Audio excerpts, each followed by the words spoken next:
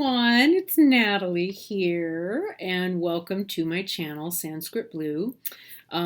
So this is the 31 Days of Tarot, and we're looking now at day 27. What is the strangest place you read 2010 to 2019, and tell us about the reading. So I'm actually gonna say I didn't really read anywhere that was all that strange. So those of you who've been following or know already, I took a break from tarot reading that started around 2010 and picked up again in 2019. So most of the decade there were no readings. There just were no readings. There was occasional, there was continued depth of integration and understanding of the tarot and of all of those archetypes and things on a very, very deep level. So in my own way, I was continuing to work with the tarot. But yeah, there wasn't, I can't say honestly that between the time I started reading again for other people, which would have been around April, like March or April last year, just to kind of cut my teeth on it and start doing that again. I didn't start reading professionally again until June.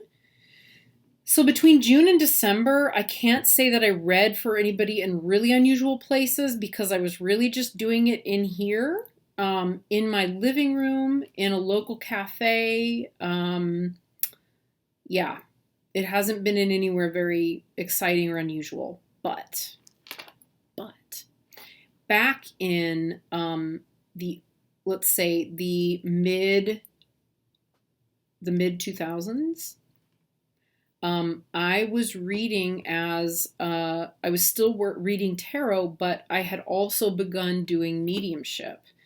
And one of the most unusual, or what did it say, interesting places? Most strangest, one of the strangest places. So one of the strangest places that I ever read was at a spiritualist center in Brixton, South London. Gosh, this is maybe getting a little too specific. There's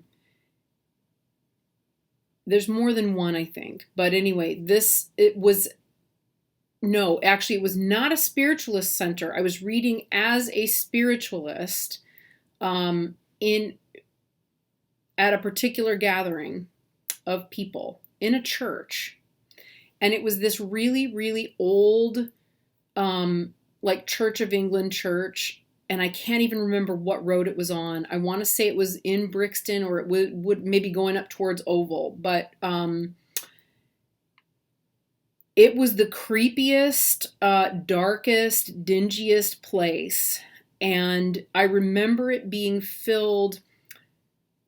It was filled with all white. It was all white people, which, if you're familiar at all with Brixton and South London, they live there. I mean, white people live there, but it is a really diverse part of South London. And Brixton, in fact, is known for the Afro-Caribbean population that lives there. So this was kind of weird. It was an unusual circumstance. I really didn't expect to see all white faces outside of a specifically spiritualist environment. Spiritualists in Britain tend largely and predominantly, or did at least when I was living there still, to be white, mostly white people.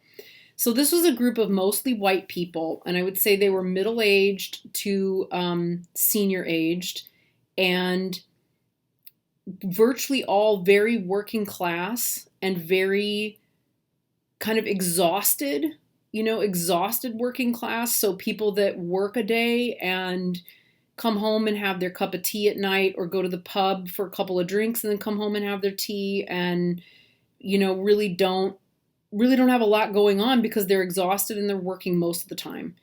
That you could tell they'd all had really hard lives. And yet they had requested that I come and give a lecture as well as a demonstration of mediumship. So like mediumship reading and,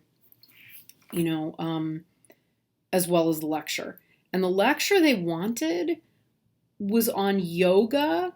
They asked me to develop it, right? They said, go ahead and develop it and let us know what you're thinking, and then we'll choose from your different topics. So I came up with various different topics, but they were interested in the link between yoga and spiritualism.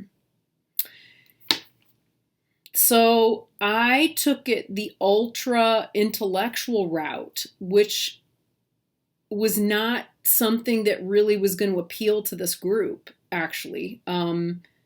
And really didn't. I think they expected that I was going to get up and talk about, maybe do yoga and talk about, I'm not really sure what they expected.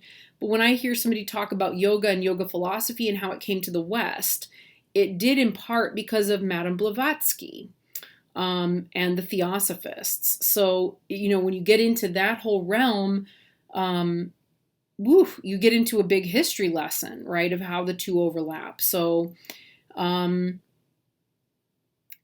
prepared this kind of semi-intellectual, in retrospect, utterly ridiculous, lecture, because that's what they had asked. They said, can you give a lecture, give a talk? And I remember, there I was talking about these people and, showing photos and passing around, handouts and photos and stuff.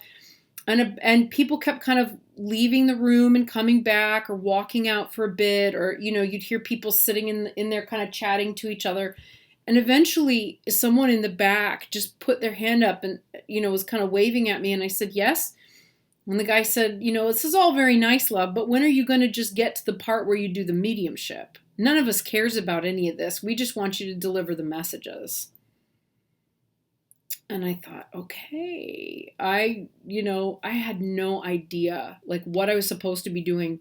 So, I got, I said, yes, absolutely. I said, is that what everybody else would like? And there wasn't even yes, or any, they were just kind of like, mm-hmm.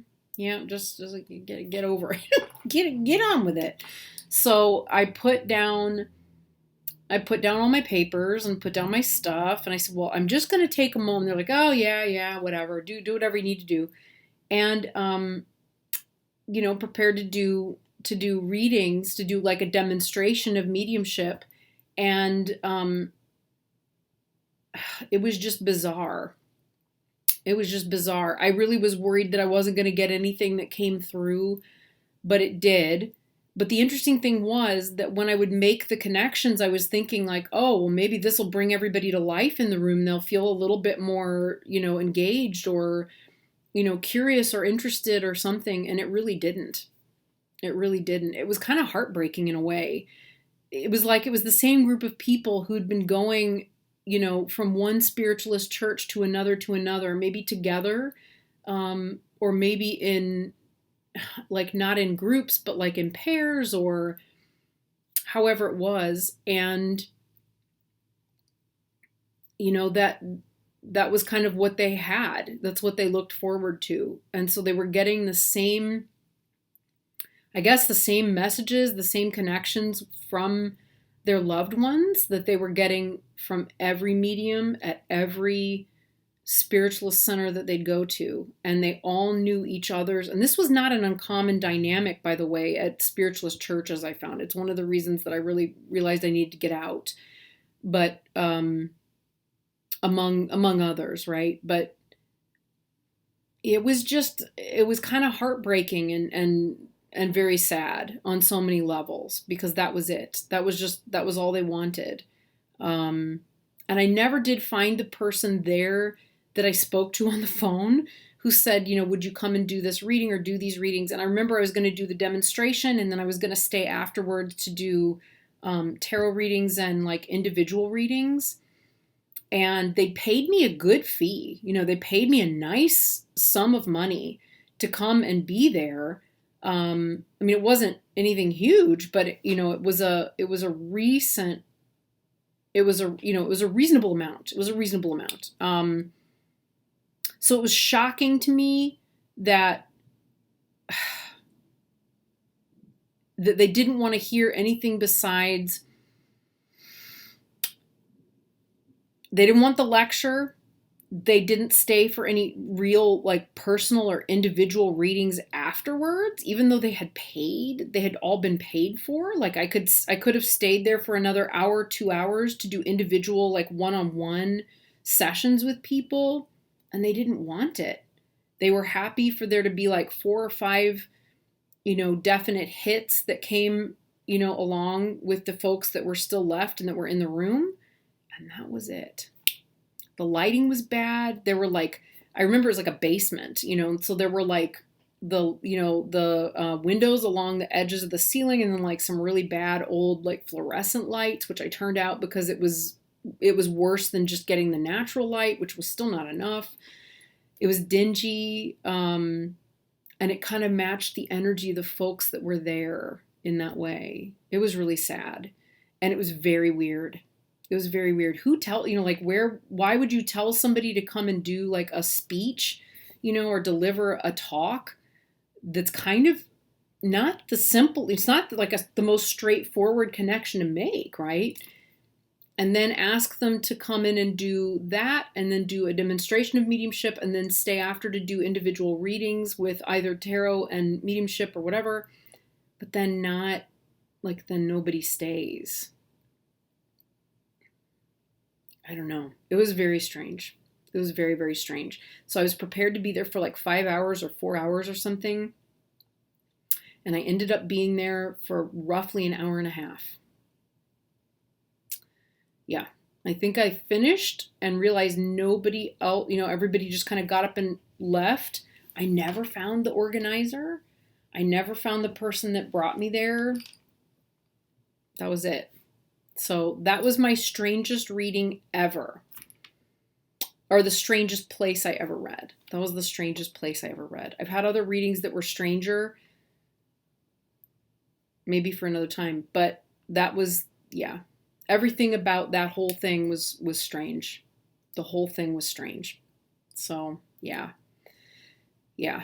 That was not long before I left and came back to the States. And I remember someone saying, why don't you find like a spiritualist church somewhere in the US, or I was in Chicago, where you could go. But honestly, I think that was like maybe the second to last, just trying to remember, it was maybe the second to last place that I demonstrated before leaving Britain. And I think the other one would have been at the the Orpington Spiritualist Church in southeast London, or just southeast of London. And neither, the people that ran Orpington were wonderful. Oh my gosh, they were so beautiful, lovely people. But again, I went and delivered like the message and so on. And I think after seeing that one in Brixton and then doing the one following, I really realized how much that pattern was there, that it was people who are really unhappy and sad and grieving, but not able to really genuinely grieve, if that makes sense. Like their grief was kind of like stuck, and their way of managing it was through going, weekly or monthly or whatever it was for years and years, to see mediums demonstrate in the hopes that they would get a hit, that they would get a reading, or that their loved one would come through. And since it was a lot of the same mediums that would go regularly, around to these churches, what would often happen is that they would become familiar with who was attending that church. So they would know that this person or that person really, really was hoping to hear from their loved one, and they would just deliver that message.